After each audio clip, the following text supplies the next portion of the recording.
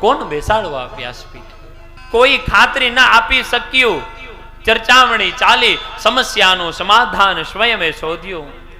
કારણ કે અધિકારી શ્રોતાને અધિકારી વક્તાની જ જરૂર પડે. શ્રોતા ભૂખ્યા હોય ને તો વક્તા ભૂખ્યો જ હોવો જોઈએ. કેવી ભૂખ બતાવી છે અહીંયા? તો કે શ્રોતાઓને સ્મરણ કરવાની ભૂખ હોય ને તો વક્તા પીરસી શકે. અરે પણ અહીંયા તો પરીક્ષિત રાજા તો ભૂખ્યા નથી, ત્યાગી છે, વૈરાગી છે અને જ્ઞાની પણ છે. તો સાથે એમને વક્તા પણ એવા જ જોઈએ ને. કેવા?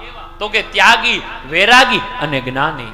જો શ્રોતા આટલા બધા નિયમો પાલન કરે છે અને વક્તાની અંદર એક પણ નિયમ ન હોય તો ઈ શ્રોતાનું શું કલ્યાણ કરવાના? પણ અહીંયા તો અધિકારી શ્રોતાને અધિકારી વક્તા મળે છે.